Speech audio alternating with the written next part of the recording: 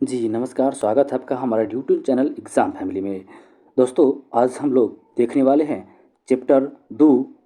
जैसा कि आपको पता है कि एक सीरीज चल रहा है फिजिक्स का, ठीक ना। और ये आज का जो चैप्टर है वो प्रकाश है, जिसको इंग्लिश में हम लोग लाइट कहते हैं। फिजिक्स का ये दूसरा चैप्टर है और आशा उम्मीद करेंगे कि आपको प्रत्येक एग्जाम में, जितने भी गवर्नमेंट एग्जाम हैं सभी में यहाँ से क्वेश्चन जरूर आएगा। तो चलिए शुरुआत करते हैं हम सबसे पहला क्वेश्चन से। चैप्टर बहुत ही शानदार है, आपको बहुत ज़्यादा सेशन में मज़ा आने वाला है। तो आपसे यही विनती है कि आप पूरे सेशन में अंत तक बने रहे।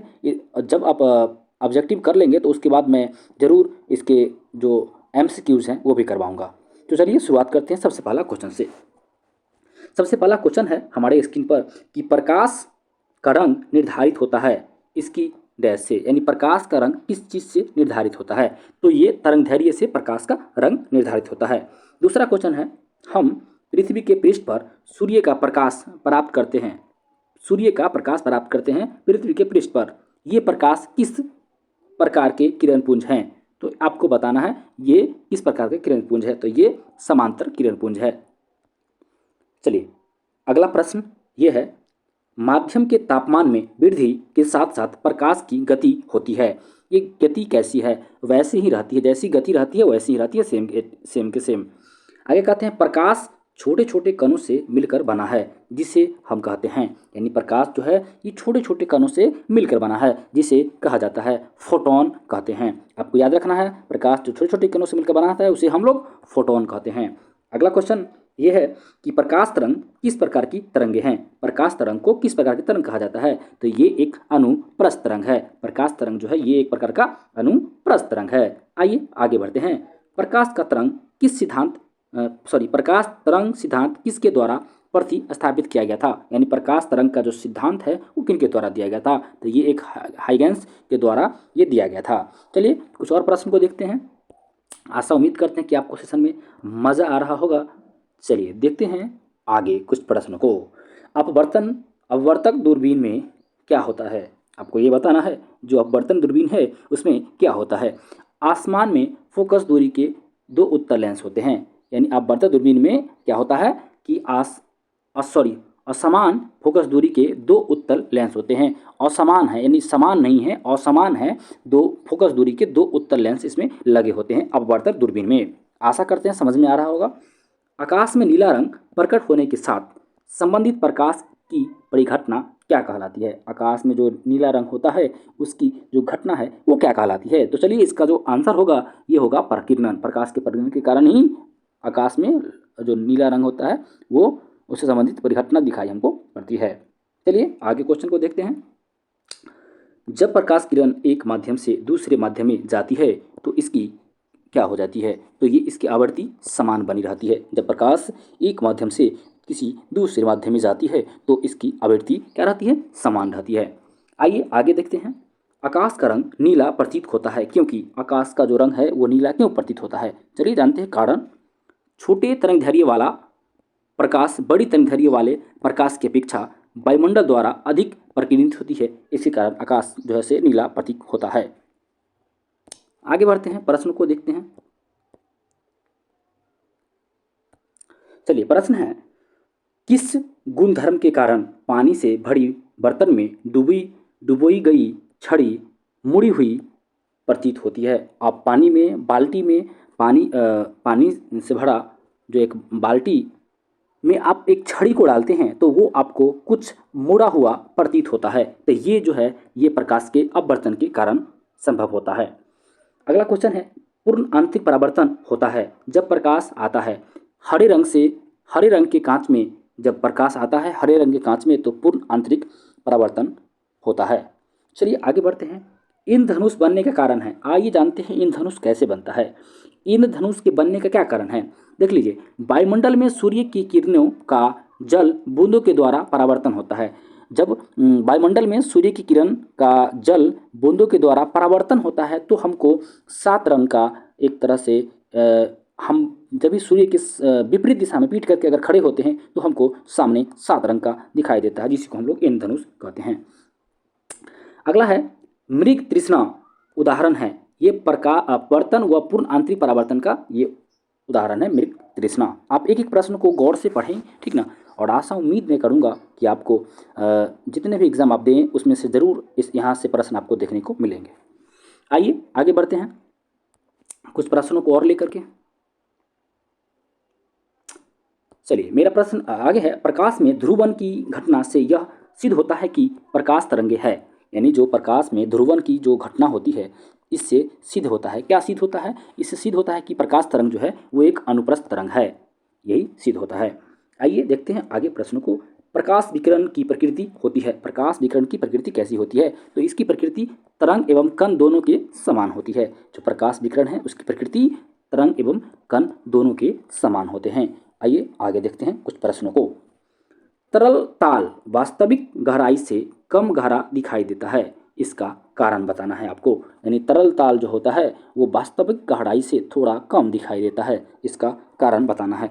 ये अब प्रकाश के अपवर्तन के कारण ऐसा होता है कि वास्तविक गहराई से ऊपर हमको चीज़ दिखाई देती है। आप मछली हो जाए पानी के अंदर, अगर मछली को भी देखना है तो आपको वास्तव में वो जो पार्टिकुलर गहराई हो उससे ऊपर हमको दिखाई देती है, ठीक ना। इसलिए मछुआरों को मछली भेजने में कठिनाई होती है। चलिए, आशा करते हैं समझ में आ रहा होगा। अगला है, एक तालाब के किनारे एक मछुआरा मछली को भाले से मारने की कोशिश कर रहा है, तदनुसार उसे निशाना कैसे लगाना चाहिए?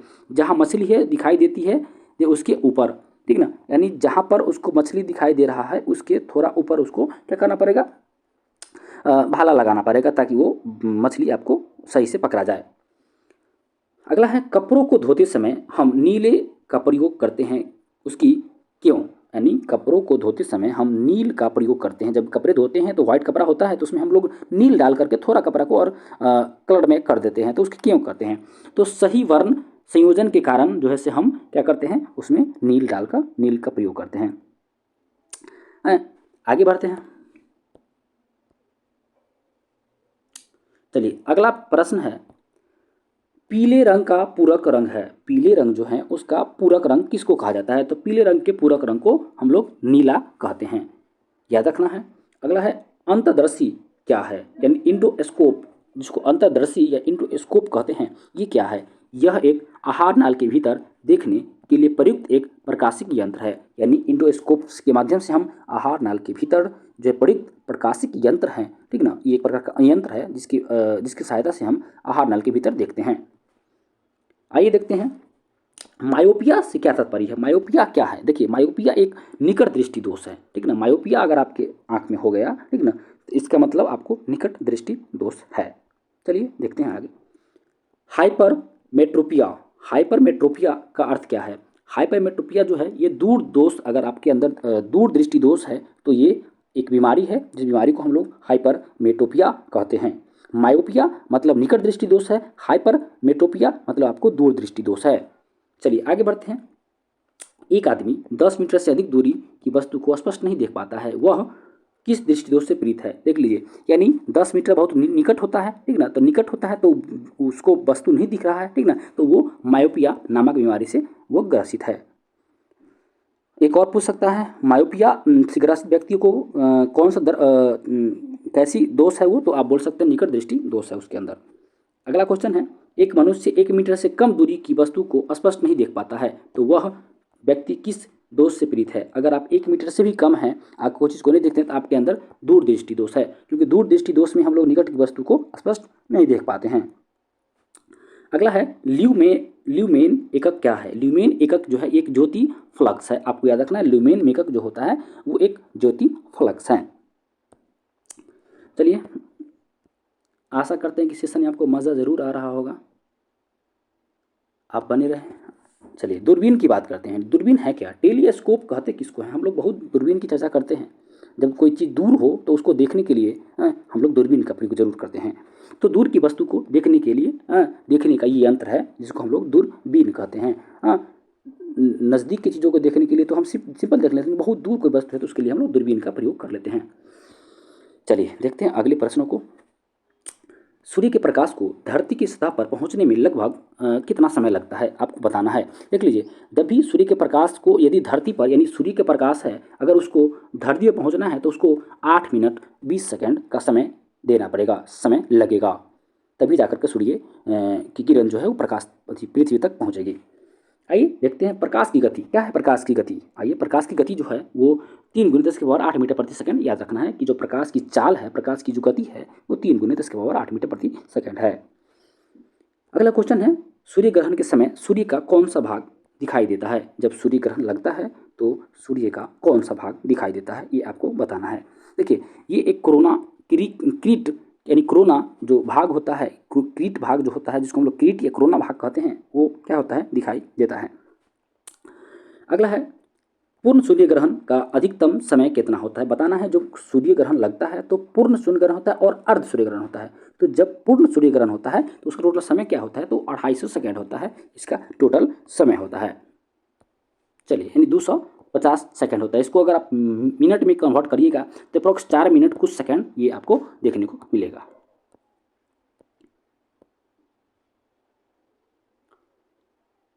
चलिए देखते हैं कुछ और प्रश्नों को।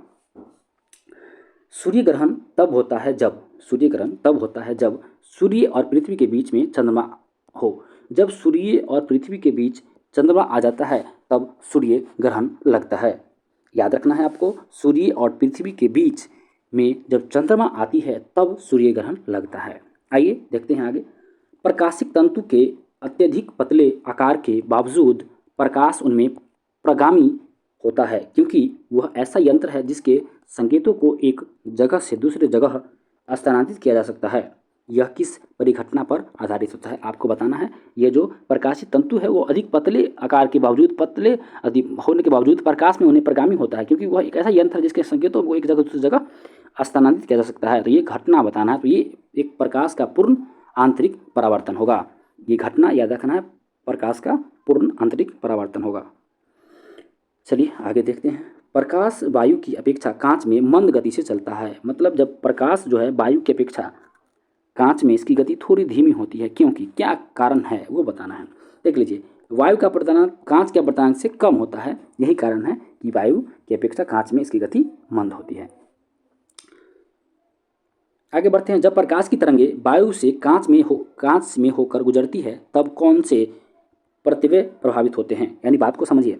कहता है कि जब प्रकाश की तरंगे वायु से कांच से होकर गुजरती है तब कौन सी प्रवर्त्य प्रभावित होते हैं? केवल तरंगदैर्घ्य तथा वेग। यानी जब वायु से कांच में जब जाएगा प्रकाश, ठीक है ना, तो केवल तरंगदैर्घ्य और उसका वेग में ही केवल प्रभावित होगा, परिवर्तन होगा, कुछ भी परिवर्तन होगा। तो आगे प्रश्न है कि निकट दृष्टि एक सेकेंड। जब निकट दृष्टि दोष दूर करने के लिए कौन सा लेंस उपयोग में लाया जाता है? आपको बताना है। अगर निकट दृष्टि दोष किसी को है तो कौन सा लेंस उपयोग में लाएगा? तो ये कॉनकेव लेंस, याद रखना, नदोत्तर या कॉनकेव लेंस इसके उपयोग में लाया जाता है। चलिए हम प्रश्नों को आगे देखते चले, ठीक ना। अगला प्रश्न है, कार में दृश्यावलोकन के लिए किस प्रकार के शीशे का प्रयोग किया जाता है? आपको बताना है। कार में जो दृश्य अवलोकन के लिए यानी दृश्य को देखने के लिए किस प्रकार के शीशे का प्रयोग किया जाता है? तो ये उत्तल दर्पण के शीशे का प्रयोग किया जाता है कार में। आगे बढ़ते हैं, प्रश्नों को देखते हैं। यदि एक निकट दृष्टिग्रस्त नेत्र का सुदूर बिंदु 200 सेंटीमीटर है तो लेंस की क्षमता क्या होगी? यदि सुदूर बिंदु जो है वो 200 सेंटीमीटर है तो लेंस की क्षमता पूछ रहा है। इसकी लेंस की क्षमता होगी 0.5 डायोप्टर। चलिए इसको आप निकाल भी सकते हैं। फार्मूला होता है, आसान फार्मूला है। फार्मूला होता है P बराबर 1/f, ठीक ना। जहाँ पर आपको P पूछ रहा है तो आप इसको निकाल सकते हैं।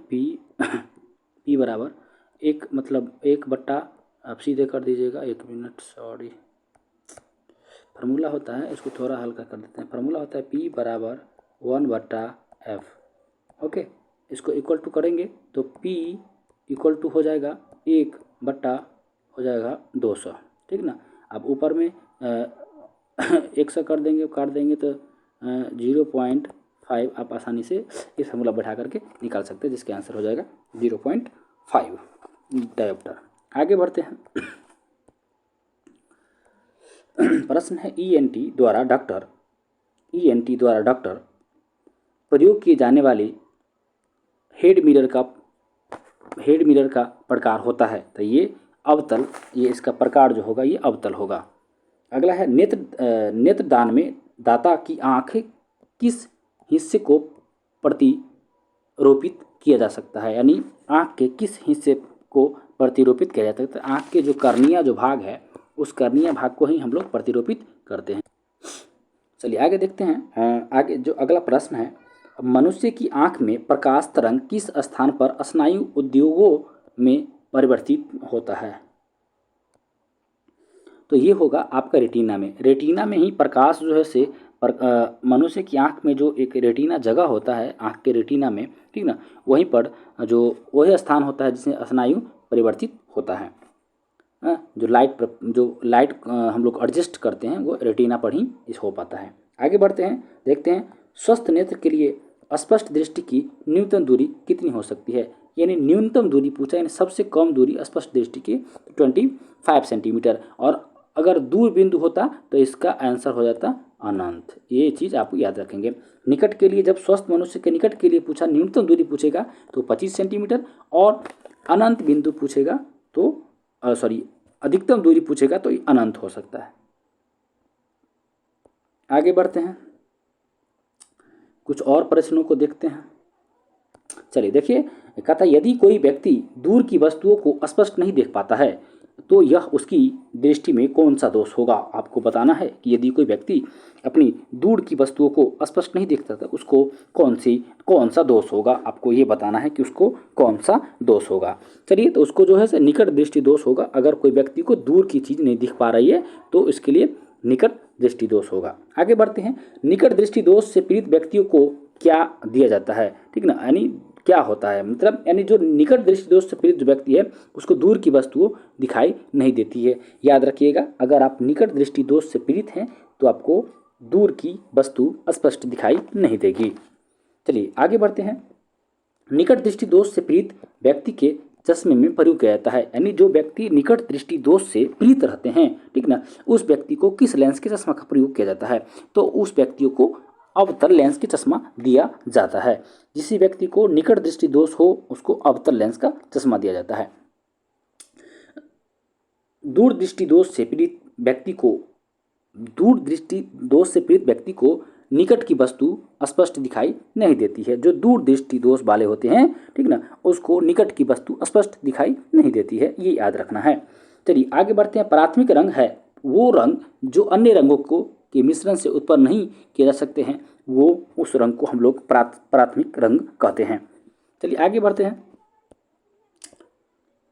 आगे कुछ प्रश्नों को देखते हैं। चलिए, कहता है कि प्राथमिक रंग कौन कौन से हैं? अब आपको बताना है। इससे पहले मैंने जाना प्राथमिक रंग के बारे में क्या है, ठीक ना, तो वे रंग जो अन्य रंगों के मिश्रण से उत्पन्न नहीं किए जा सकते हैं उसको हम लोग प्राथमिक रंग बोलेंगे। लेकिन प्राथमिक रंग कौन कौन से हैं आपको ये बताना है कि जो प्राथमिक रंग है वो कौन कौन से रंग है, ठीक ना। तो लाल, हरा और नीला, ये 3 के 3 प्राथमिक रंग हैं। पूछ सकता है आपको एग्जाम में कि प्राथमिक रंग इनमें से कौन है, तो इसमें से आपको 4 में से कोई एक ऑप्शन 3 में से कोई ऑप्शन दे देगा, या ऐसा पूछ सकता है कि निम्न में से कौन प्राथमिक रंग नहीं है और 4 दे देगा, 3 दे देगा ये और एक दूसरा दे देगा। चलिए, तो किसी तरह से प्रश्न पूछेगा आप आसानी से उसको हल कर पाइएगा। आगे बढ़िए, पेट अथवा शरीर के अन्य आंतरिक अंगों के अन्वेषण के लिए प्रयुक्त तकनीक एंडोस्कोपी आधारित है। ये एंडोस्कोपी किस पर आधारित है? तो ये याद रखेंगे, पूर्ण आंतरिक परावर्तन पर आधारित है एंडोस्कोपी, ठीक ना। ये पेट के अंदर यानी शरीर के अंदर के भागों को देखने उखने के लिए इसका प्रयोग किया जाता है एंडोस्कोपी से, ताकि रोगी के पेट के अंदर में क्या है, सिस्टम क्या चल रहा है, ठीक ना, किस तरह की बीमारी है, बीमारी कहाँ तक फैला हुआ है, इसको देखने के लिए एंडोस्कोपी कराया जाता है, ठीक ना। चलिए, तो ये पूर्ण आंतरिक परावर्तन परिघटना पर आधारित होता है। आगे बढ़ते हैं, पानी की टंकी को ऊपर से देखने पर कम गहरी दिखाई देने के क्या कारण है? तो ये अपवर्तन के कारण, जो पानी से भरी टंकी, ठीक ना, आपको ऊपर से थोड़ी कम गहरी दिखाई देती है, ये अपवर्तन के कारण ऐसा होता है। चलिए आगे कुछ प्रश्न हैं, ठीक ना। कहता है चटका हुआ कांच चटकीला प्रतीक होता है। जो चटका हुआ कांच होता है वो थोड़ा चटकीला प्रतीक होता है, ठीक ना। तो ये पूर्ण आंतरिक परावर्तन के कारण जो है से वो थोड़ा चटकीला प्रतीक होता है, ठीक ना। आगे बढ़ते हैं, कहता है मरीचिका एक उदाहरण है। जो मरीचिका जो बनता है वो किसका उदाहरण है? तो ये याद रखेंगे, ये एकदम वीवीआई क्वेश्चन है। ये सब मरीचिका किसका उदाहरण है? तो ये प्रकाश के अपवर्तन और पूर्ण आंतरिक परावर्तन के ये उदाहरण है। ये प्रकाश के अपवर्तन भी और पूर्ण आंतरिक परावर्तन पर आधारित है। आइए थोड़ा इंद्रधनुष के बारे में बात कर लेते हैं। इंद्रधनुष आपने नाम सुना होगा। इंद्रधनुष जो होता है वो 7 रंगों का मिश्रण होता है। याद रखेंगे, इंद्रधनुष जो है वो 7 रंगों का बना होता है। जब भी बारिश होगी तो सूर्य के विपरीत दिशा में अगर पीठ करके आप खड़े होंगे तो आपको इंद्रधनुष बनता हुआ दिखाई देगा। चलिए आगे बढ़ते हैं। हीरा, हीरा चमकदार दिखाई देता है। हीरा जो होता है वो चमकदार दिखाई देता है। क्यों? क्योंकि सामूहिक आंतरिक परावर्तन के कारण हीरा चमकदार दिखाई देता है। सबसे चमकीला पदार्थ के रूप में भी हीरा ही है। आगे बढ़िए। बाह्य आंतरिक में किसी अंतरिक्ष यात्री को आकाश कैसा दिखाई देगा? यानी अंतरिक्ष में किसी भी अंतरिक्ष यात्री को आकाश हमेशा काला दिखाई देगा। आप याद रखिएगा, अंतरिक्ष यात्री को आकाश कैसा दिखाई देता है? तो काला दिखाई देता है। ये चीज़ आप याद रखेंगे। चलिए आगे बढ़ते हैं। अगला प्रश्न है, अबिंदुकता का दोष दूर करने के लिए किस लेंस का प्रयोग किया जाता है? अगर आपके अंदर अबिंदुकता बीमारी है आपकी आंखों में, ठीक ना, तो आपको सिलिंडरी लेंस यानी का प्रयोग करना पड़ेगा। सिलेंडरी लेंस जो सिलेंडर टाइप का इस तरह से गोल बना हुआ होता है, सिलेंडर टाइप का होता है, इस तरह के चश्मे में लगा हुआ होता है, ठीक ना। तो ये इस लेंस का प्रयोग मुख्य रूप से किया जाता है। आगे बढ़ते हैं। चलिए प्रश्न है, लैम्बर्ट नियम किससे संबंधित है? जो लैम्बर्ट नियम है वो नियम किससे संबंधित है? तो ये एक प्रदीप्त से ये नियम संबंधित है। आवर्धक लेंस वास्तव में क्या होता है? जो आवर्धक लेंस होते हैं वो वास्तव में क्या होते हैं? ये उत्तर लेंस नहीं होते हैं। आवर्धक लेंस को हम लोग उत्तर लेंस ही कहते हैं। तो आपको समझ में आ रहा होगा। आइंस्टीन जो समीकरण दिया E बराबर mc², इसमें c घोतक है यानी प्रकाश के वेग का। जो E बराबर mc² है, ये जो c है, ये c ये प्रकाश का वेग को है और m जो है ये मास को डिनोट करता है। चलिए आगे बढ़ते हैं। सोडियम वाष्प लैंप प्रायः सड़क प्रकाश के लिए प्रयुक्त होते हैं क्योंकि ये डैश होते हैं, ये चमकदार रोशनी देते हैं, इसलिए ये जो है प्रकाश के प्रयुक्त होते हैं, ठीक ना। सोडियम वाष्प लेंस प्रायः सड़क प्रकाश के लिए प्रयुक्त होते हैं। यानी सड़क, जब आप सड़क के किनारे आप जा रहे हो, ठीक ना, तो देखिएगा ऊपर लगा हुआ होता है लाइट, ठीक ना, तो वो उसमें जो है प्रयुक्त जो लेंस होता है यानी उसमें उसके ऊपर प्रयुक्त रहता है, वो चमकदार होते हैं ताकि उनकी रोशनी नीचे तक आ सके। प्रिज्म की चर्चा कर लेते हैं। प्रिज्म में प्रकाश के विभिन्न रंगों का विभाजन कहलाता है। ये प्रकाश का वर्ण विक्षेपण कहलाएगा। जो प्रिज्म है, ठीक ना, ये एक, अगर हम एक प्रिज्म बना दे, ठीक ना, तो इससे जो निकलेगा प्रकाश, ठीक ना, ये 7 रंग में जाकर के विभक्त हो जाता है। ये 7 रंग में जाकर के विभक्त हो जाता है, ठीक ना। तो ये जो घटना कहलाती है प्रकाश का वर्ण विक्षेपण कहलाती है। आगे प्रश्न है, वायुमंडलीय प्रकाश के विसरण का क्या कारण है? वायुमंडल में जो प्रकाश विसरण हो रहा है, इस विसरण का क्या कारण है? तो ये धूल कण जो है यही प्रकाश के विसरण का मुख्य कारण है। तो आपको याद रखना है इस धूल कण को। आगे बढ़ते हैं। चंद्र सतह पर एक प्रेक्षक को दिन के समय आकाश कैसा दिखाई देगा? यानी चंद्र सतह पर, यानी चंद्रमा की सतह पर कोई भी व्यक्ति अगर है, ठीक ना, जो प्रेक्षण करने के लिए पहुंचा हुआ है, उसको आकाश हमेशा काला दिखाई देगा। यानी अंतरिक्ष यात्री को काला आकाश दिखाई देता है। चलिए आगे देखते हैं कुछ प्रश्नों को। क्या कह रहा है? एक गोलाकार वायु का बुलबुला किसी कांच के टुकड़े में अंततः स्थापित है। उस बुलबुले से गुजरती हुई प्रकाश की किरण के लिए वह बुलबुला किसी की तरह व्यवहार करता है। वो बुलबुला के बारे में बताना है कि वो बुलबुला जो है वो बुलबुला किसकी तरह व्यवहार करता है। तो ये बुलबुला जो होगा ये आपको अपसारी लेंस की तरह व्यवहार करेगा। जो बुलबुला कांच के टुकड़ों में अंतः स्थापित होता है वो बुलबुला प्रकाश यानी अपसारी लेंस की तरह आपको व्यवहार करेगा। आप छोटा सा बुलबुला देखिएगा, छोटा सा बुलबुला होगा, वो एकदम लेंस की तरह होगा। उस बुलबुले में आप इसको देख सकते हैं। आगे बढ़ते हैं। खतरे के संकेत के लिए लाल प्रकाश का प्रयोग किया जाता है, क्यों? बताना है। जो खतरा होता है, खतरे के रूप में हम हमेशा सिग्नल के रूप में या लाल जो भी है, ठीक ना, खतरा जब भी होता है, चाहे वो आप अपना घर में शॉर्ट सर्किट को देख लीजिए, शॉर्ट सर्किट करते हैं, अपने घर में जो सर्किट लगा हुआ होता है, बल्ब उसमें लगा होता है, उसको देख लीजिए, या कहीं पर भी गाड़ी में पीछे लाइट लगा हुआ तो उसमें देख लीजिए, ठीक ना, ट्रेन के सिग्नल को भी देख लीजिए, ठीक ना। तो ये सब जगह, ठीक ना, लाल रंग का प्रयोग किया जाता है। आखिरकार क्यों? ये खतरा के रूप में। देखिए इसका कारण क्या है, इसका जो प्रकीर्णन सबसे कम होता है, यानी इसमें प्रकाश का प्रकीर्णन सबसे कम होता है, अर्थात जो है से दूर तक कोई वस्तु को आपको अगर देखना है तो उस प्रकार, वो अगर लाल रंग का है तो दूर तक दिखाई देगा। ये कारण होता है, प्रकीर्णन सबसे कम होता है, इसमें प्रकाश का प्रकीर्णन यानी इस रंग का प्रकीर्णन प्रकाश में सबसे कम होता है, यानी सबसे कम होने का मतलब सबसे ज़्यादा दिखाई देगा, इसलिए लाल का प्रयोग करते हैं।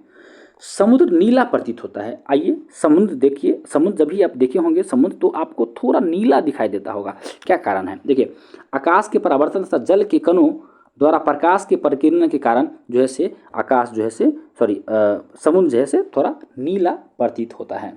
समुद्र का जो जल होता है वो नमकीन होता है, आपको पता होगा, ठीक ना। आगे बढ़ते हैं। अस्त होते समय सूर्य लाल किस कारण दिखाई देता है? तो ये प्रकीर्णन के कारण ही सूर्य अस्त और सूर्योदय दोनों के समय में सूर्य जो है से लाल दिखाई देता है, यही प्रकाश के प्रकीर्णन के कारण ही ऐसा संभव है। इन धनुष में किस रंग का विक्षेपण अधिक होता है? तो ये बैगनी रंग का विक्षेपण यानी सबसे ज़्यादा खत्म दिखाई देता है, ठीक ना, और लाल रंग सबसे अधिक होता है, तो उसको मुख्य रंग भी कहा जाता है, ठीक ना। आगे बढ़ते हैं। आगे कहता है कि तारे आकाश में वास्तव में जितनी ऊंचाई पर होते हैं वे उससे अधिक ऊंचाई पर प्रतीत होते हैं। इसकी व्याख्या किसके द्वारा की जा सकती है? देख लीजिए, आकाश में जो आपको दिखाई दे रहा है तारा, ठीक ना, वो तारा वास्तविक ऊंचाई से आपको थोड़ा अधिक ऊंचाई पर प्रतीत होता है, जहाँ पर है उससे थोड़ा अधिक। इसका क्या कारण है? कि ये वायुमंडलीय अपवर्तन के कारण, जो वायुमंडलीय अपवर्तन की घटना है, इसके कारण हमको जो आकाश में जो तारा है वो थोड़ा वास्तविक ऊंचाई से ऊपर दिखाई देता है। ये कारण है वायुमंडलीय अपवर्तन का। आगे बढ़ते हैं, प्रश्नों को देखते हैं। आशा करते हैं कि आपको अच्छा लग रहा होगा सेशन। किसी गाड़ी के अग्रदीप से प्रकाश का शक्तिशाली समांतर पुंज पाने के लिए क्या उपयोग में लाना चाहिए? आइए, गाड़ी के अग्रदीप से प्रकाश का शक्तिशाली समांतर पुंज के लिए उपयोग में क्या लाना चाहिए? तो ये अवतल दर्पण का उपयोग में आपको लाना चाहिए। दाढ़ी बनाने के लिए काम में लेते हैं, यानी दाढ़ी बनाने के लिए कौन सा दर्पण का हम काम में लेते हैं? तो जब भी हमको दाढ़ी बनाना हो तो हम अवतल दर्पण का काम में लेते हैं, यानी दाढ़ी बनाने के लिए अवतल दर्पण का उपयोग किया जाता है। आगे बढ़ते हैं। दूरदृष्टि दोष निवारण के लिए काम में लेते हैं। दूरदृष्टि दोष अगर हो तो आपको उत्तल लेंस को याद रखना है, जैसे कि दूर में भी कम वर्ड है, इसीलिए उत्तल में भी कम वर्ड है। यही अगर निकट रहता था, निकट में ज़्यादा वर्ड है तो इसका अवतल हो जाता। आपको ये याद रखना है, सिंपल तरीका है। आगे बढ़ते हैं। कार चलाते समय अपने पीछे के यातायात को देखने के लिए आप किस प्रकार के दर्पण का उपयोग करना चाहेंगे? जब भी आप कार चला रहे हो तो साइड मिरर जो होता है उस साइड मिरर के रूप में आप कौन सा दर्पण प्रिपेयर करेंगे? तो ये हो जाएगा आपका उत्तल दर्पण। जब भी आप गाड़ी चला रहे हो तो आपका साइड मिरर में जो भी आईना लगा हुआ होता है उस आईना में उत्तल दर्पण होता है। चलिए आगे प्रश्नों को देखते हैं। मैं जहाँ तक प्रश्न को देख पा रहा हूँ सारे के सारे प्रश्न जरूर आपके एग्ज़ाम से रिलेटेड है, और वास्तव में आप इस प्रश्नों को देख लेंगे तो आप एग्ज़ाम में ज़रूर फायदा करेगा। चलिए बढ़ते हैं आगे। मानव आँख की रेटिना पर कैसा प्रतिबिंब बनता है? मानव आँख की रेटिना, ठीक ना, उस पर प्रतिबिंब बनता है, उसकी प्रकृति बताना है, तो वास्तविक तथा उल्टा बनता है। याद रखेंगे कि आँख के रेटिना पर, मानव आँख के रेटिना पर वास्तविक तथा उल्टा प्रतिबिंब बनता है। किसी व्यक्ति का पूरा प्रतिबिंब देखने के लिए एक समतल दर्पण की न्यूनतम ऊंचाई क्या होनी चाहिए? व्यक्ति की ऊंचाई की आधी होनी चाहिए। जितना व्यक्ति की ऊंचाई है, अगर किसी व्यक्ति को हमको दर्पण में पूरा देखना है तो व्यक्ति की ऊंचाई जितना होगा, अगर किसी व्यक्ति की ऊंचाई 6 फीट है तो कम से कम 3 फीट का दर्पण होना चाहिए, ताकि उस व्यक्ति को हम अच्छे से पूरा देख पाएँ उसमें। चलिए आगे बढ़ते हैं, समझते हैं कि जब कोई वस्तु दो समांतर समतल दर्पणों के बीच रखी जाती है तो बने प्रतिबिंबों की संख्या क्या होगी?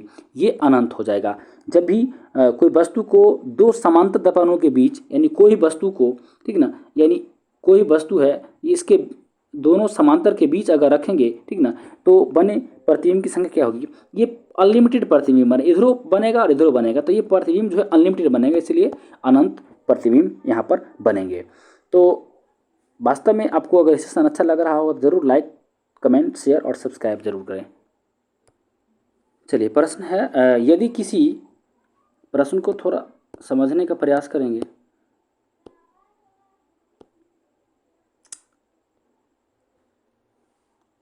प्रश्न बड़ी आसान है। कहता है कि यदि किसी ऐनक के लेंस का पावर 2 डायोप्टर है तो इसके फोकस दूरी क्या होगी? यानी इसकी फोकस दूरी बताना है। इसके फार्मूला सेम है, आप लगा सकते हैं। एफ पूछ रहा है तो एफ बराबर 1/p लगाना है। ये फार्मूला लगा करके आप आसानी से इसको निकाल सकते हैं। यानी 1/p मतलब 1/2 हो गया। जब इसको ऊपर ले जाएंगे तो इसका निकलेगा 0.5 निकल के ही आ जाएगा, ठीक ना।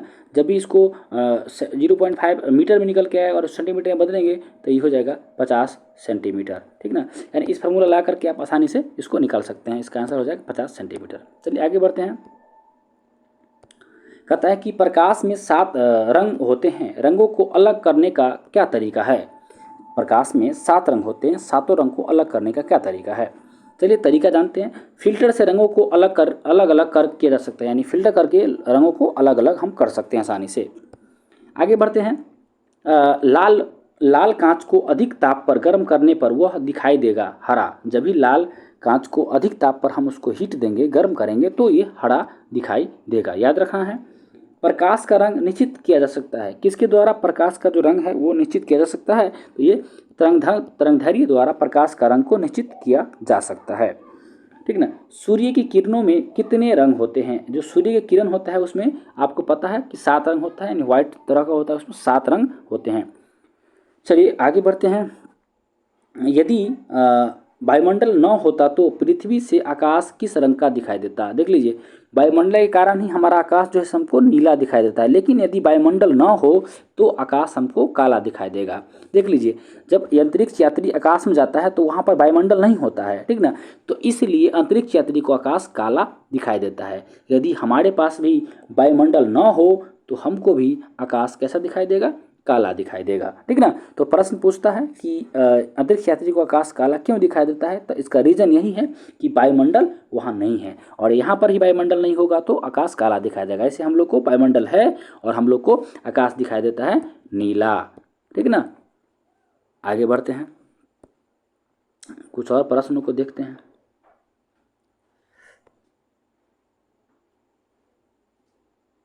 चलिए, प्रश्न है आपका कि फोटोग्राफी में मुख्य रंग कौन से होते हैं? जो फोटोग्राफी होता है उसमें मुख्य रंग कौन से होते हैं, ये रंग बताना है। तो ये आपको 3 रंग होते हैं मुख्य रंग। एक होता है लाल, एक होता है नीला और एक होता है हरा, ठीक ना। ये 3 कलर मुख्य रूप से फोटोग्राफी में भी होते हैं। आप अगर फोटोस्टेट का मशीन देखते होंगे, ठीक ना, तो उसमें भी जो 3 कलर ही भरा जाता है, लाल, नीला, हरा, और इसी से आपको टोटल रंग प्रिंट हो जाता है।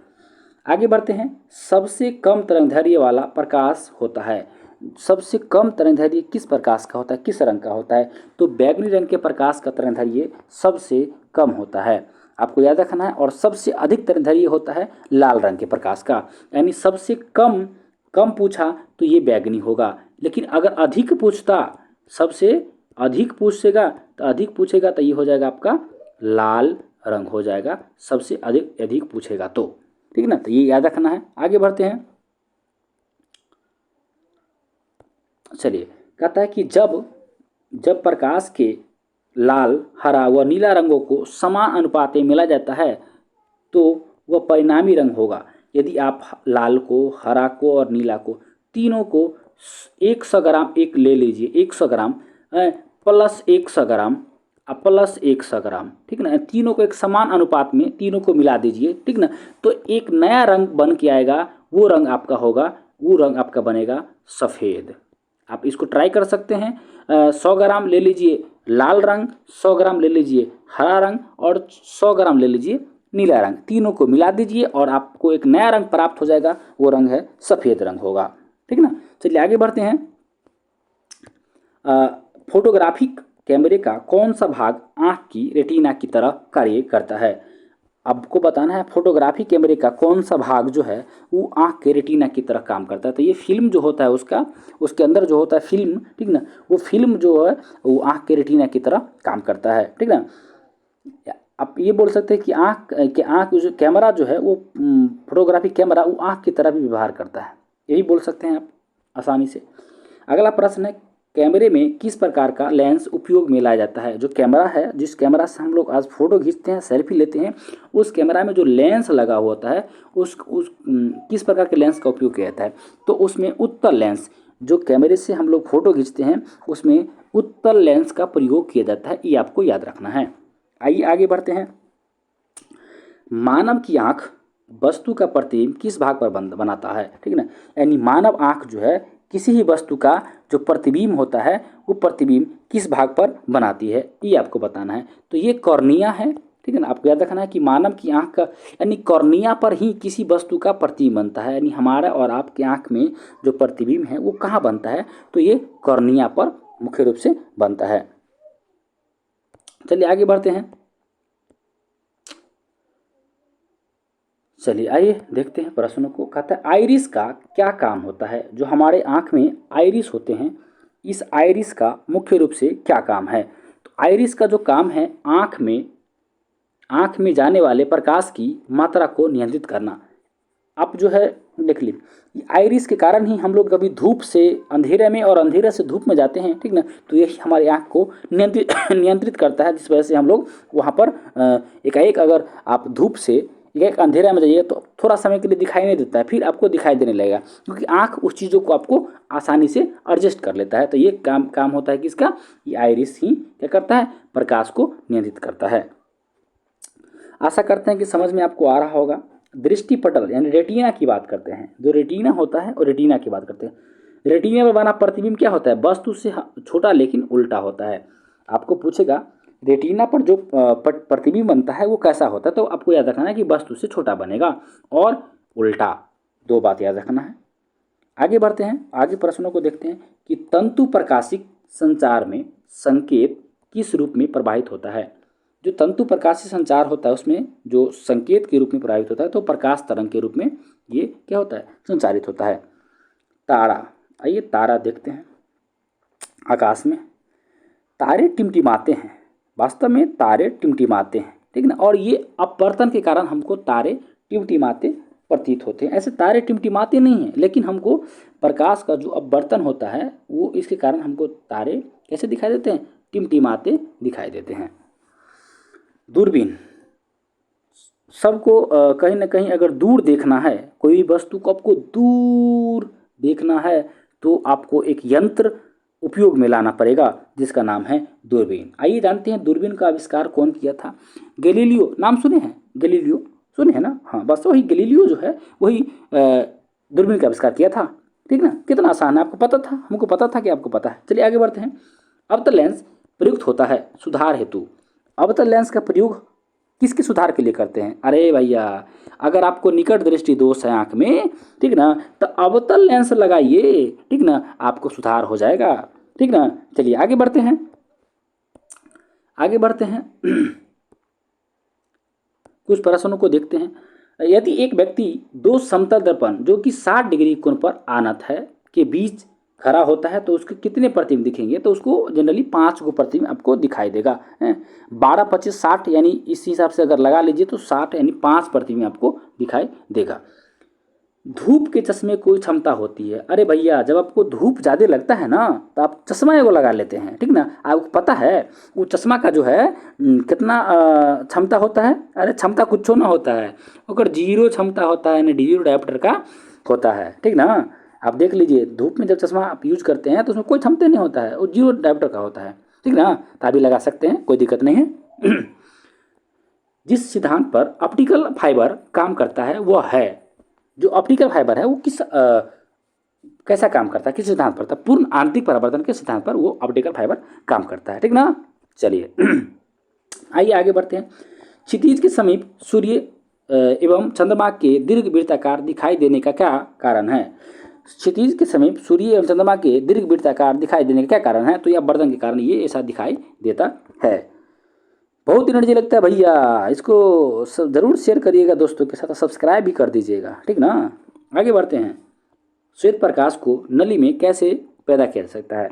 जो श्वेत प्रकाश है उसको नली में पैदा करना है, तो कैसे पैदा करिएगा? तो तंतु को गर्म करके आप आसानी से श्वेत प्रकाश को नली में पैदा कर सकते हैं। चलिए आगे देखते हैं प्रश्नों को। चलिए, कहता है कि प्रकाश में 7 रंग होते हैं। वास्तव में प्रकाश में 7 रंग होते हैं, इसमें कोई दोहराई नहीं है। रंगों को अलग अलग करने का क्या तरीका है? लीजिए, अब प्रकाश में 7 रंग होते हैं तो आप उसको अलग अलग करिएगा, तो एक प्रिज्म बना लीजिए ना। एक प्रिज्म से रंगों को अलग अलग किया जा सकता है, यानी एक प्रिज्म खड़ा कर दीजिएगा और श्वेत प्रकाश को डालिएगा तो 7 रंगों में विभक्त हो जाएगा, आपको मिल जाएगा 7 रंग। बोले थे ना आसान है फिजिक्स, आपको समझ में ना आ रहा था। क्या करिएगा, एक लीजिए, एक प्रिज्म ले लीजिए और इसमें श्वेत प्रकाश गुजारिए, तो ये 7 रंग में अपने खुद से विभक्त हो जाएगा, तो आपको हो गया ना 7 रंग, मिल गया ना। चलिए आगे बढ़ते हैं। आगे बढ़ते हैं, बढ़े ना। चलिए देखिए, हमें वास्तविक सूर्योदय से कुछ मिनट पूर्व ही सूर्य दिखाई दे देता है। ला, अभी क्या हुआ? अरे भैया, जब हमको सूर्य उदय होता है ना, उससे पूर्व ही दिखाई दे देता है। इसका क्या कारण है? तो प्रकाश के बर्तन के कारण के जो है हमको कुछ मिनट पहले ही सूर्य लगता है कि उदय हो गया, यानी वहाँ उसके अगल बगल जो लाल प्रकाश जो होता है वो प्रकाश के बर्तन के कारण जो लालिमा दिखाई देती है और ये हमको लगता है कि सूर्य उदय हो गया। चलिए आगे बढ़ते हैं। यदि साबुन के 2 भिन्न भिन्न व्यास के बुलबुले को एक नली द्वारा एक दूसरे के संपर्क में लाया जाता है तो क्या घटित होता है? चलिए, यदि साबुन के 2 भिन्न भिन्न व्यास के बुलबुले को, यानी किसी का व्यास इतना बड़ा होगा, किसी का व्यास इतना बड़ा होगा, 2 बुलबुला है, एक नली द्वारा एक दूसरे को संपर्क में लाया जाता है तो क्या घटित होगा, क्या होगा? तो देख लेते हैं भैया करके। छोटा बुलबुला और छोटा वो बड़ा बुलबुला और बड़ा हो जाएगा, ठीक ना। छोटा बुलबुला जो होगा वो छोटा हो जाएगा और बड़ा जो है वो और बड़ा हो जाएगा, ठीक ना। क्या करवाएगा फिजिक्स वाला ना। चलिए आगे देखते हैं। परावर्तित प्रकाश में ऊर्जा क्या होता है? ये आपतन कोण पर निर्भर नहीं करता है। जबकि परावर्तित प्रकाश में ऊर्जा जो होती है वो आपतन कोण पर कभी भी निर्भर नहीं करती है। आगे बढ़िए। प्रकाश की गति किसके बीच में से जाते हुए न्यूनतम होती है? यानी प्रकाश की गति किसके बीच जाते हुए सबसे कम होगी? तो क्या कांच से गुजार दीजिए ना, कांच से प्रकाश को गुजार दीजिए, सबसे इसकी जो गति होगी सबसे धीरे धीरे धीरे धीरे धीरे धीरे धीरे धीरे धीरे इस चाल में जाएगा, धीरे होगा। चलिए आगे देखते हैं प्रश्नों को। कहता है कि किसी तारे के रंग से पता चलता है उसके ताप का। तारा देखिएगा ना, तो तारा जो देखिएगा इसके ताप से पता चलेगा कि तारा जो है, यानी उसके रंग से पता चलेगा तारे का ताप, ठीक ना। चलिए देखते हैं प्रश्नों को। कहता है किसी अपारदर्शी वस्तु का रंग उस रंग के कारण होता है जिसे वह क्या कर सकता है? यानी किसी अपारदर्शी वस्तु का जो रंग होगा उस रंग का कारण होता है, ठीक ना, परावर्तित करता है, यानी उस जिसे वह क्या करता है? परावर्तित करता है। बात को थोड़ा समझिएगा। कहता है किसी अपारदर्शी वस्तु का रंग जो होता है, कोई भी अपारदर्शी वस्तु होता है उसका रंग क्या होता है, ठीक ना, उसका रंग उस रंग के कारण होता है जिसे वह क्या करता है? परावर्तित करता है, उसी रंग के कारण वो होता है। आगे बढ़िए। पानी में लटकाकर बैठे हुए व्यक्ति को उसका पैर मुड़ा हुआ और छोटा दिखाई पड़ता है। अगर आप पानी में बैठिएगा, आप पैर लटकाइएगा तो आपको ये लगेगा कि हमारा पैरवा जो है ना छोट हो गया है, ठीक ना, तो घबराइएगा ना। ये जो है ये अपवर्तन के कारण ऐसा हो रहा है, ऐसा नहीं कि आपका पैर टेढ़ हो गया है। आप कभी भी अगर पानी में बैठ रहे हैं घबराइएगा नहीं, क्योंकि ये अपवर्तन के कारण होता है। जब पानी से निकलिएगा ना तो ये अपने ठीक हो जाएगा, एक जादू ही है, ठीक ना, जो कि अपवर्तन के कारण होता है। चलिए आगे बढ़ते हैं। कभी लटकाए हैं क्या? चलिए कोई बात नहीं, लटका लीजिए, नहीं लटकाए हैं तो जब एक कॉम्पैक्ट डिस्क, यानी जिसको सीडी बोलते हैं, सीडी का फुल फॉर्म होता है कॉम्पैक्ट डिस्क, सी से कॉम्पैक्ट डिस्क, डी से डिस्क, कॉम्पैक्ट डिस्क सूर्य के प्रकाश में देखी जाती है तो इंद्र धनुष के समान रंग दिखाई देता है। इसकी व्याख्या की जा सकती है, किसके द्वारा इसकी व्याख्या की जा सकती है? अरे वो सीडी की बात कर रहा है बबुआ। उस सीडी जो है, ठीक ना, उस सीडी जो हम लोग जैसे फिल्म देखते थे ना, उस सीडी को अगर आप धूप में रखिएगा ना तो आपको ऐसा दिखाई देगा ना, इन धनुष की तरह दिखाई देगा, 7 रंग दिखाई देगा उसमें, ठीक ना। तो ई जो है ये अपवर्तन, विवर्तन एवं परागमन की परिघटना के आधार पर ऐसा दिखाई देता है, ठीक ना। इसी कारण ये दिखाई देता है। चलिए, चंद्र ग्रहण घटित होता है। चंद्र ग्रहण जो है से घटित कब होता है, ठीक ना। देखिए, पूर्णिमा के दिन जो है वो चंद्र ग्रहण लगता है। ये आपको माइंड में घुसा लेना है कि, ठीक ना, क्या घुसा लेना है कि चंद्र ग्रहण जो है वो पूर्णिमा के दिन ही घटता है। सूर्य ग्रहण कब घटता है? तो ये अमावस्या के दिन घटता है। प्रतिपदा यानी अमावस्या के दिन, यानी चंद्र ग्रहण पूर्णिमा, सूर्य ग्रहण अमावस्या, ठीक ना। जो कभी कभी आप देखे हो कि अमावस्या की काली रात, डर भी लग रहा है क्या? चलिए आगे बढ़िए, डरना नहीं, हम हैं। आगे बढ़ते हैं और प्रश्नों को देखते हैं। चलिए प्रश्न को देखते हैं। प्रश्न जो है से क्या कह रहा है, एक लास्ट प्रश्न है, उचित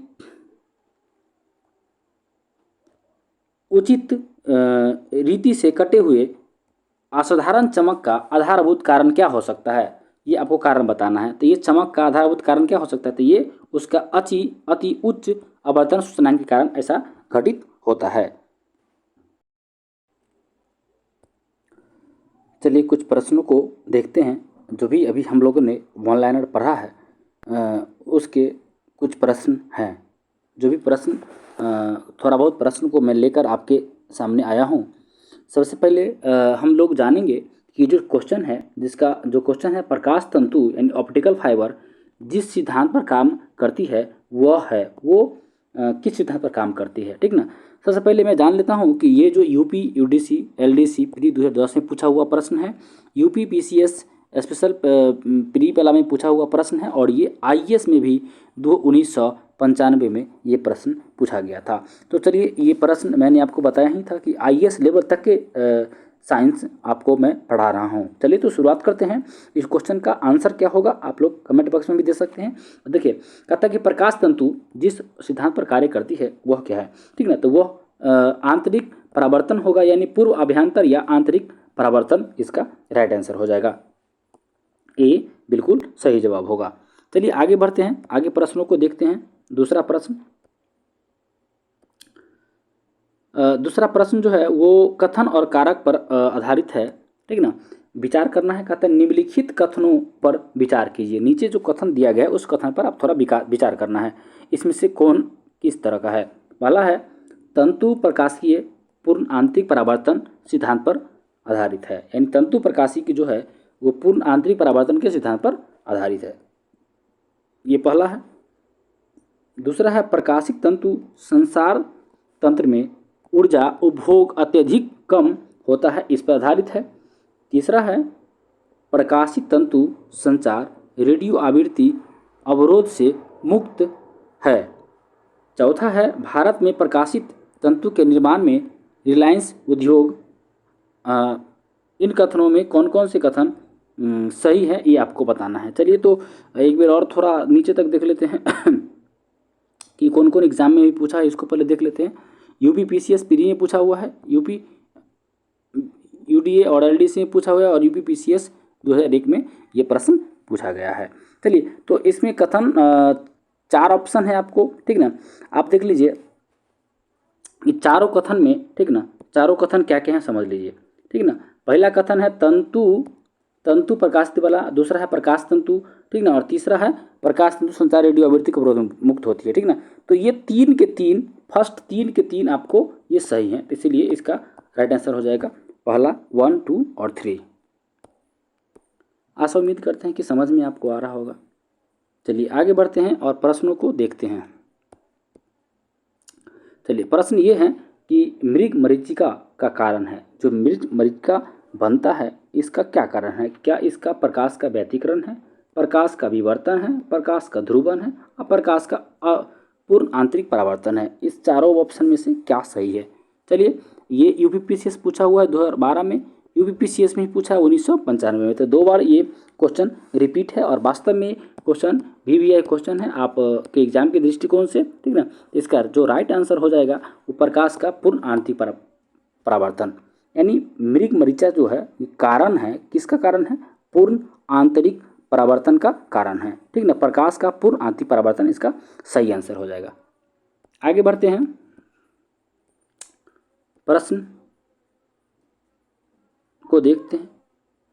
नेक्स्ट पर सॉरी, कुछ प्रश्न है। मृग तृष्णा उदाहरण है। जो मृग तृष्णा जो है ये किसके उदाहरण है?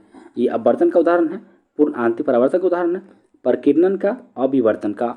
ये किसका उदाहरण है बताना है। यूपी लॉ डिविजन क्लर्क में पूछा हुआ है, यूपी यूडीए में पूछा हुआ है, प्री 2013 और प्री और मेंस दोनों में पूछा हुआ है 13 में, ठीक ना। तो ये आप देख पा रहे होंगे कि मैं जो भी पूछे हुए पीछे एग्जाम में पूछे हुए प्रश्न है, यहाँ से जो भी प्रश्न बनते हैं और कहीं ना कहीं एग्जाम में पूछा हुआ है वो सारे प्रश्न को मैं समाहित कर रहा हूँ, ठीक ना। देखिए, ये इसका जो राइट आंसर हो जाएगा, मृग तृष्णा जो है ये उदाहरण है पूर्ण आंतरिक परावर्तन का। ये किसका उदाहरण है? मृग तृष्णा जो भी है ये पूर्ण आंतरिक परावर्तन का ही उदाहरण है। चलिए आगे प्रश्नों को देखते हैं।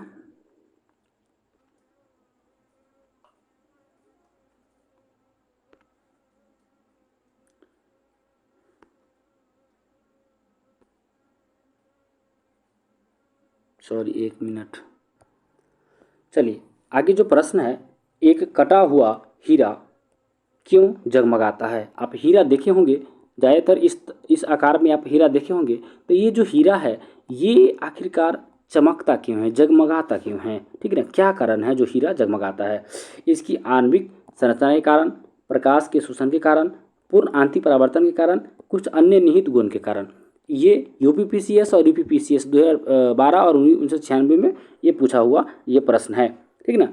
तो देख लीजिए, जब भी कटा हुआ हीरा जो होगा वो जगमगाएगा तो उसमें एक ही नियम काम करेगा और यह है प्रकाश के पूर्ण आंतरिक परावर्तन।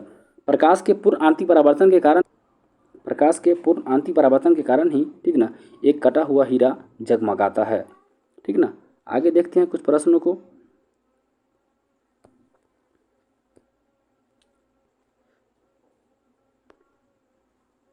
चलिए प्रश्न है, नेक्स्ट प्रश्न है हमारा, किसी वस्तु के त्रिविमीय 3 डायमेंशनल प्रतिरूप को अंकित तथा पुनरावृत्ति करने की तकनीक का क्या नाम है?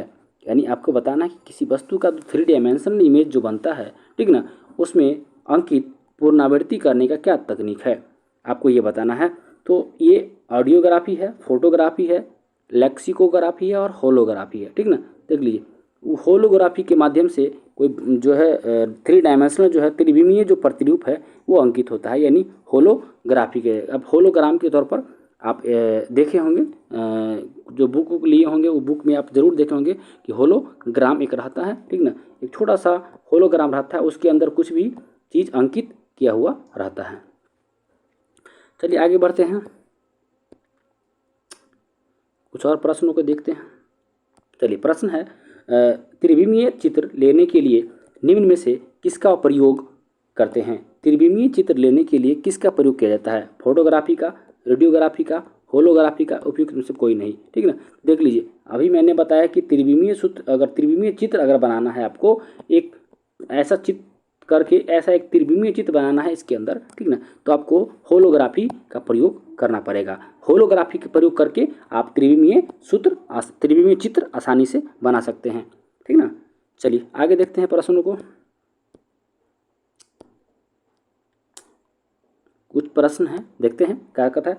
दूरदर्शन के संकेत एक निश्चित दूरी के बाद नहीं मिल सकते हैं, क्योंकि जो दूरदर्शन होते हैं उसके संकेत एक पर्टिकुलर निश्चित दूरी के बाद आपको देखने को नहीं मिलेंगे। क्यों? आखिरकार क्यों नहीं मिलते हैं?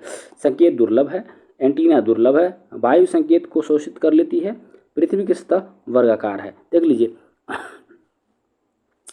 इसका जो राइट आंसर हो जाएगा वो डी हो जाएगा। डी कैसे होगा समझते हैं, ठीक है ना। ये यूपीपीसीएस में पूछा हुआ है और यूपीपीसीएस प्री में और जीआईजी दोनों में पूछा हुआ है, ठीक है ना। 1994 और 2010 में पूछा हुआ है। यानी पृथ्वी, इसका जो राइट आंसर हो जाएगा, पृथ्वी की सतह वर्गाकार है, ठीक है।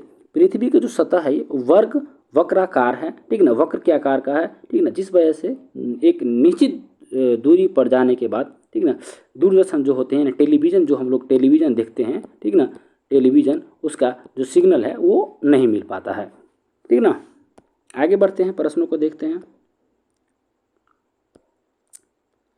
चलिए, यहाँ एक युक्ति है, ज्ञान युक्ति आपको दिया हुआ है जानने के लिए कि पृथ्वी की सतह वर्गाकार होने के कारण दूरदर्शन के संकेत एक निश्चित दूरी के बाद नहीं मिल सकते हैं, क्योंकि सिग्नल पृथ्वी के सतह से न टकरा कर आगे और बढ़ जाएंगे, ठीक है ना। ये पृथ्वी से टकराएगा नहीं बल्कि आगे की ओर बढ़ जाएगा, ठीक है ना, जिस वजह से सिग्नल सही से नहीं मिल पाएगा। आगे बढ़ते हैं, अगले प्रश्नों को देखते हैं।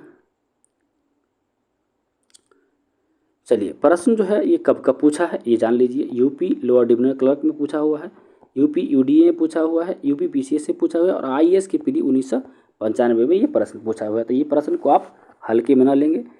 क्या कहता है समझिए, प्रश्न है कि जल में वायु का बुलबुला जिसकी भांति व्यवहार करेगा, यानी किसकी भांति जो है वो जल में बुलबुला जो होगा वो व्यवहार करेगा। क्या उत्तर दर्पण की तरह, अवतल दर्पण की तरह, उत्तर लेंस की तरह या अवतल लेंस की तरह, किसकी तरह व्यवहार करेगा। तो आपको मैंने बताया था ऑनलाइनर में कि जो जल का जल है उस जल का बुलबुला वायु में जो है वो अवतल लेंस की तरह व्यवहार करेगा। याद रखिएगा, जो बुलबुला जो होता है, ठीक ना, ये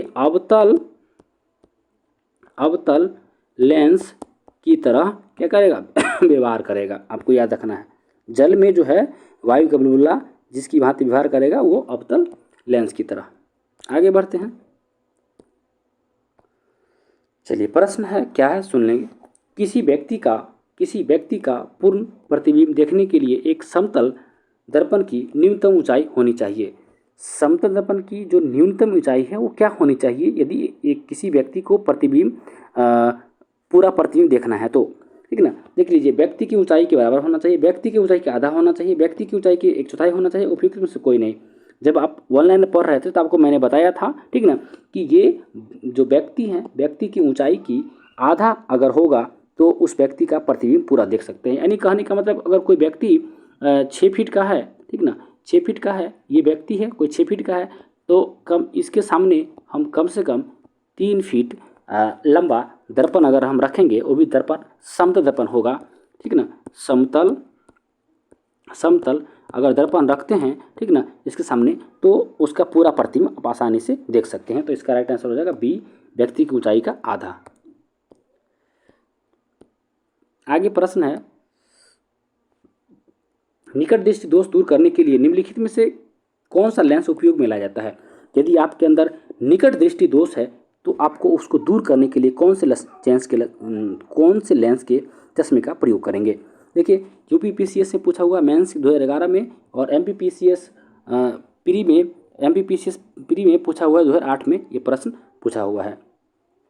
तो देखिए, मैंने उसमें बताया था कि आपको कि कौन से लेंस उपयोग में लाया जा सकता है, ठीक है ना। तो पहला है उन्तोदर यानी कॉन्वेक्स लेंस या कॉनकेव लेंस। ये 2 लेंस मुख्य रूप से उपयोग में आता है जो अगर निकट या दूर है तो, ठीक ना।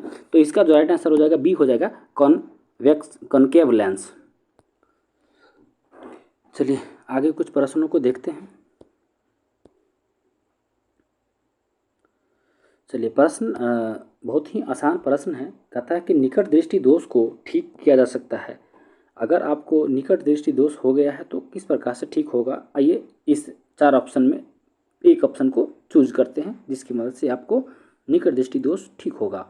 पहला है उत्तर लेंस प्रयुक्त करके, अवतल लेंस प्रयुक्त करके, समतल या अवतल लेंस प्रयुक्त करके, समतल कांच प्रयुक्त करके, ठीक है ना।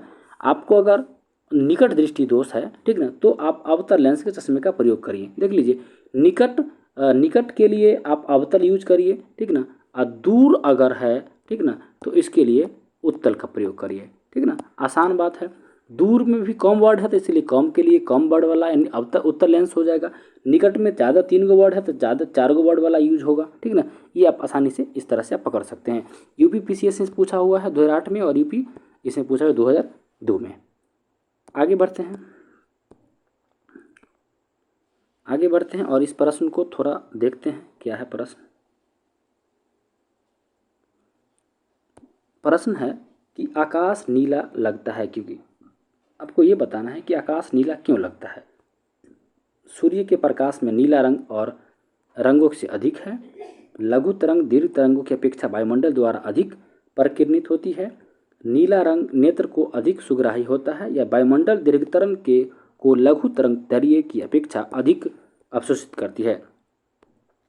तो ये आपको बताना है कि इसका जो राइट आंसर होगा वो कौन हो जाएगा।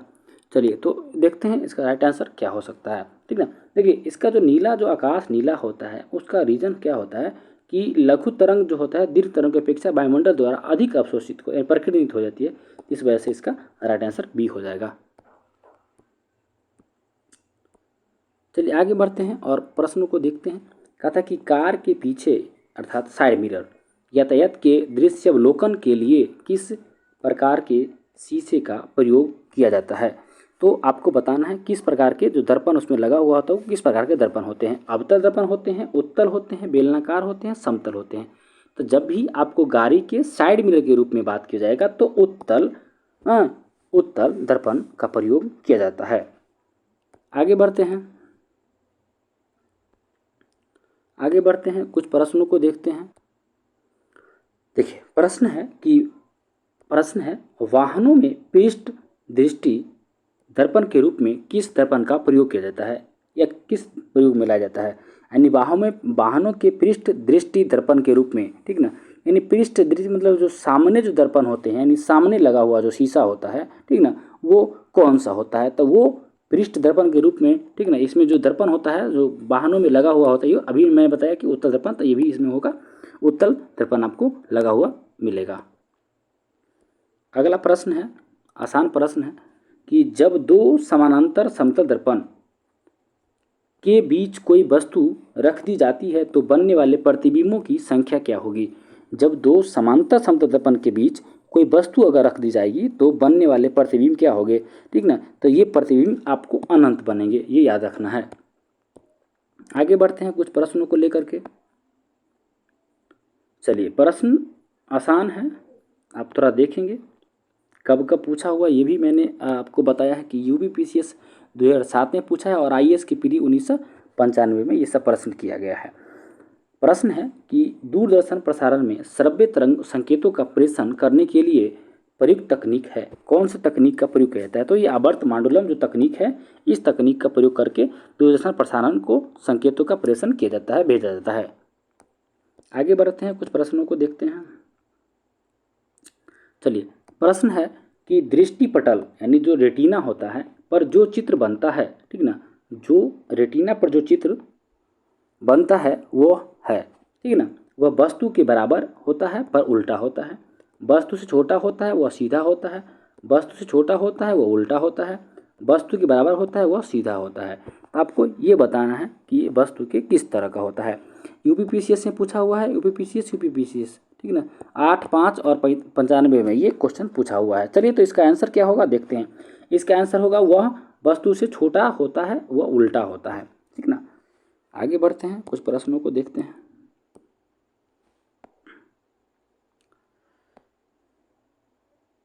चलिए प्रश्न है कि किसी तारे का रंग दर्शाता है, जो तारा होता है उस तारे का जो रंग है वो दर्शाता है, ठीक ना। तो उसकी पृथ्वी से दूरी, उसकी ज्योति, उसके ताप, यानी यही राइट आंसर हो जाएगा। जो तारे का रंग होता है वो रंग ये दर्शाता है कि उसका ताप को दर्शाता है।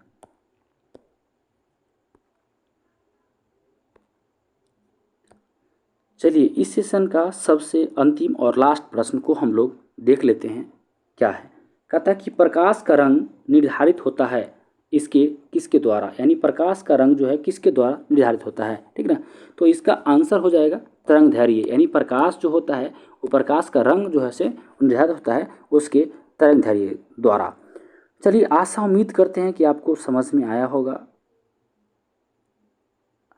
चलिए, अगर इस चैनल पर आप नए हैं तो ज़रूर सब्सक्राइब कर लीजिए, अपने दोस्तों को शेयर करिए। अगर वास्तव में आपको लगता है कि हम लोग मेहनत कर रहे हैं तो ज़रूर इसको दबा करके शेयर करिएगा। धन्यवाद।